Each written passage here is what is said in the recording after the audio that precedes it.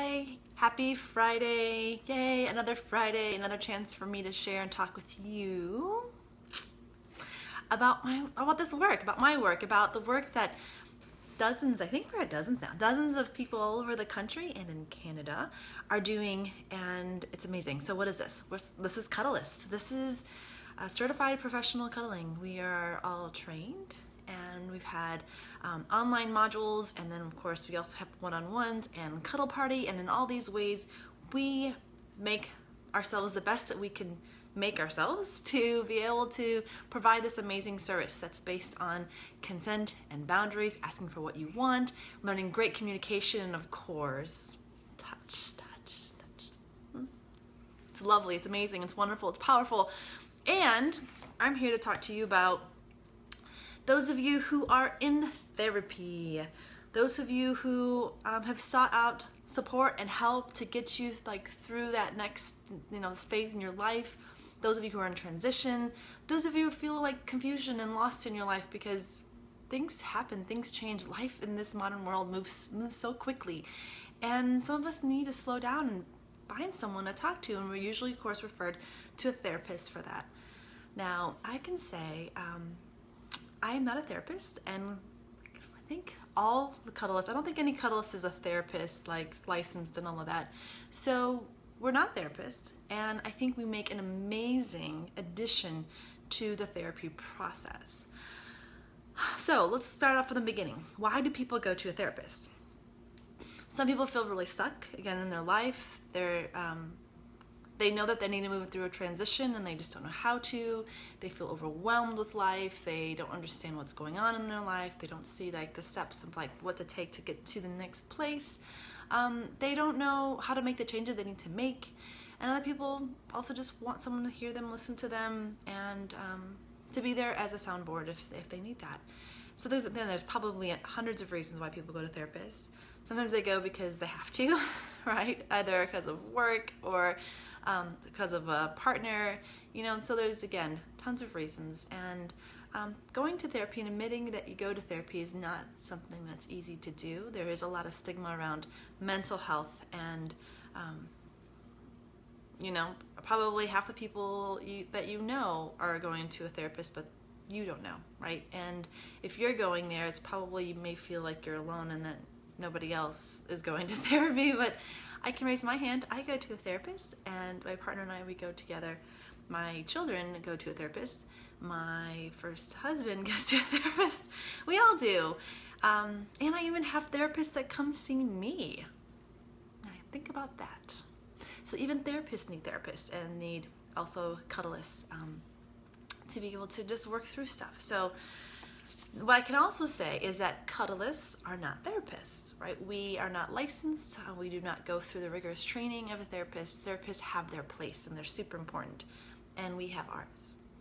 And some therapists actually refer their clients to us too. So as we begin to build this culture of touch, of consent, of good communication, therapists are beginning to see that this is a valuable service, and they're beginning to refer. I have a handful of my clients actually have been referred to me through their therapist, or they also are going to a therapist and seeing me at the same time. And one of the things that therapists recognize is that what they can't do, they cannot touch you, and they tend to not get vulnerable, right? Those things would be unprofessional, and because there's a lot of abuse that happens within a therapy session as well. And so the good ones are trying to hold this very professional line, making sure that you get the care that you need and that they don't put any of themselves into that experience. Again, it's important, it's good, it's great, and we need that. And let me think. I would like to share a couple of stories about some of my clients that have gone to therapists and what they've shared with me. So I have one that's been going to one for years, and when he told me how much he pays, I was like, oh my goodness, that's a lot of money. So for an hour, it's $170, going for years.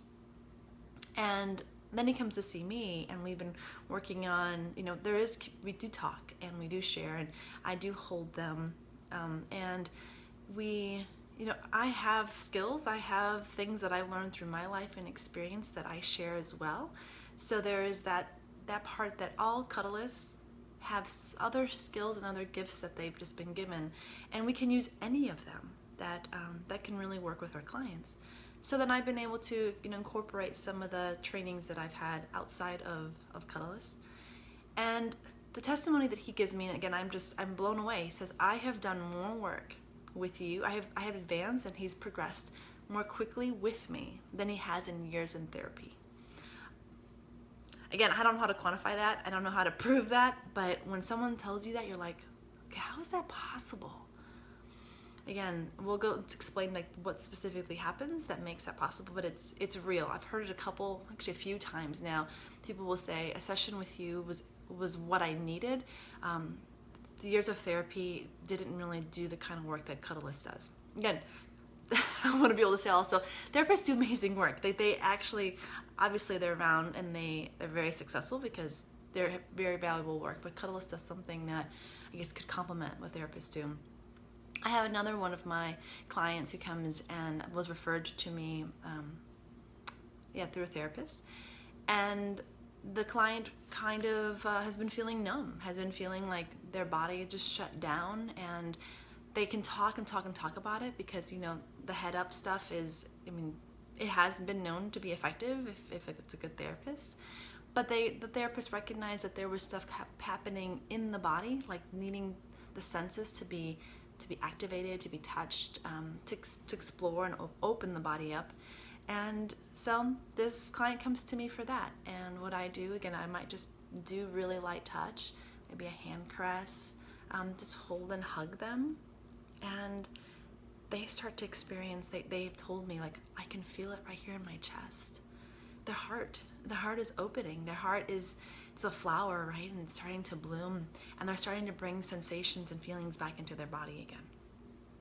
And this therapist recognized that they could not be part of that process. So again, to be able to combine both of those is amazing. So why is this work? Why is our work so extremely important? How does it complement exactly? One of the first things I think about that is,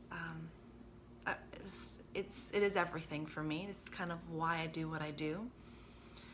When someone walks into my space, I open my heart and I love them as they are. They don't have to change. They don't have to be anything but themselves. And I receive everyone without judgment. So as you come in, I look at you in the eyes. I smile. I offer you a hug. I welcome you. I begin to unfold this process of truly seeing people, truly seeing them for who they are, for who they show me themselves to be. They don't have to show me anything, but it doesn't even require language. It's nonverbal. It's the eye contact. It's giving them my full attention, and I see them, and then I begin to know them. That process, which I think therapists can do as well, but that process begins to create trust and vulnerability, and it begins to just open them a little bit more.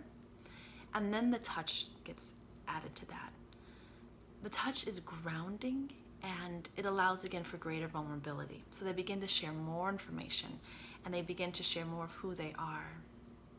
It's calming. So when someone maybe comes in, they feel anxious, like, oh no, this is new, I'm kind of scared. That's completely normal. With me seeing them, and then with maybe a very light touch that they've asked for, they begin to relax, and their heart rate slows, and everything becomes in focus, and they're truly present in that moment with me. That's really difficult for most of us to do in everyday life, because we're always running and going to the next thing, and we don't slow ourselves down enough to be able to get there. So once they're there, the touch grounds them, and it begins to solidify the truth of who they are, the truth of the person that when they see me, they see themselves, and they begin to understand. They begin to understand themselves without me even having to say anything, and that touch, again, deactivates it all. And again, there's this deeper calm, and I guess I probably feel like I'm going in circles here, but it solidifies our experience. It solidifies what they need in their life.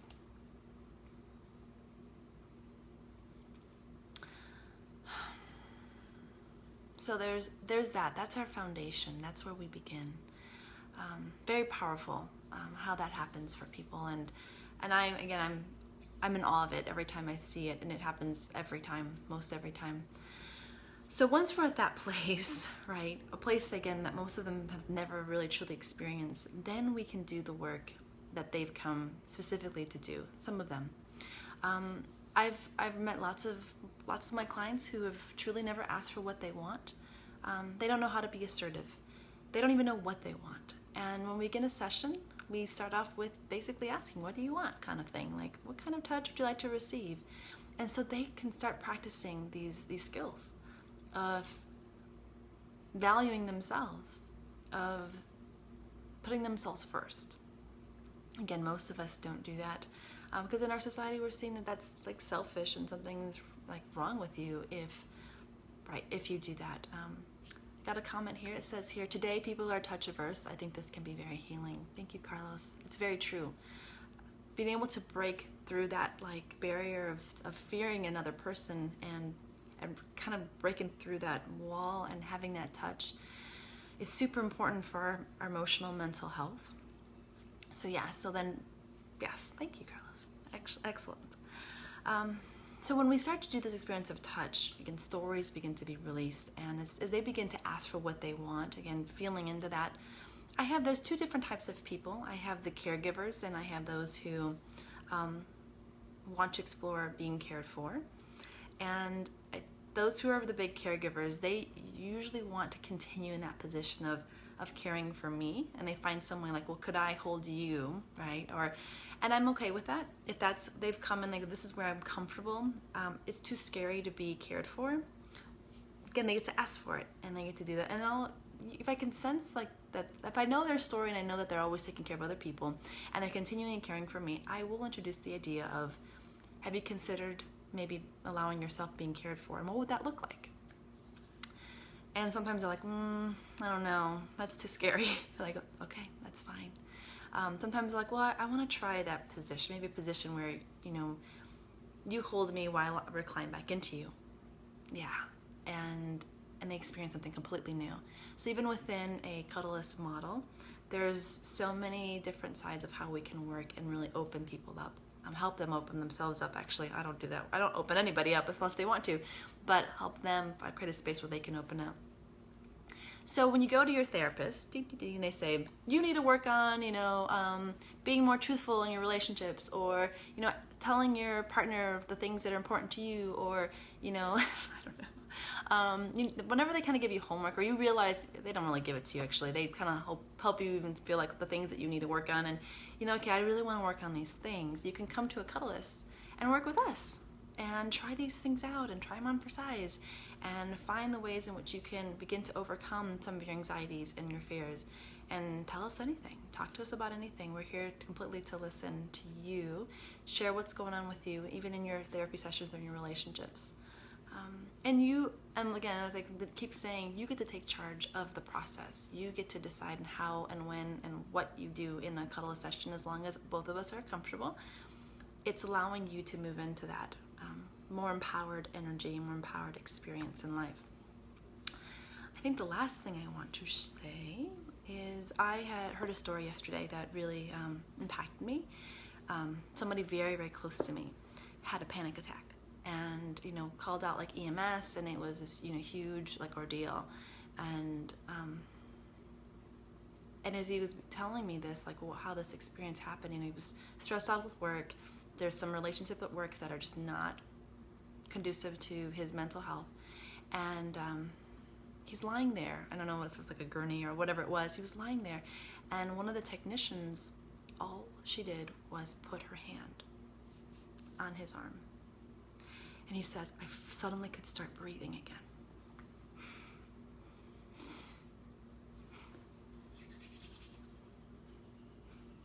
again. I've been carrying this story since yesterday. And he doesn't see a Cuddlist. He knows me and he knows what I do, but he hasn't seen a Cuddlist, and he says, he says, yeah, I need this. I need this now. Just that touch was able to like help him, slow him down, and like get him connected to something so simple. And I loved, he told me, I told her, would you keep your hand there? It's helping me. And she did. So he was able to find the words to ask for what he needed, and he put the touch, and the touch remained, and he was able to kind of come back to his breath and find his breath in his chest again. And that is just this, right? So many of us, some of us just need this, and we do that too. Some of us need, just someone to hold your hand, and we do that, and to be seen and to be cared for. So because this person's very, very close to me, and of course they don't come see me, that was really powerful, and just reveals again, we have this untouched market, market. Like we don't have enough touch in the world. Like, this is why we exist, right? Because we're doing this work. So I'm all finished now, and I didn't introduce myself this morning. I'll do this now. I'm Janet Trevino, and I live in San Antonio, Texas. And please go to Cuddlist.com and find a Cuddlist near you. Find someone that you can have this type of powerful experience that can really support you in all the therapies that you're involved in. And have a wonderful day. Mwah.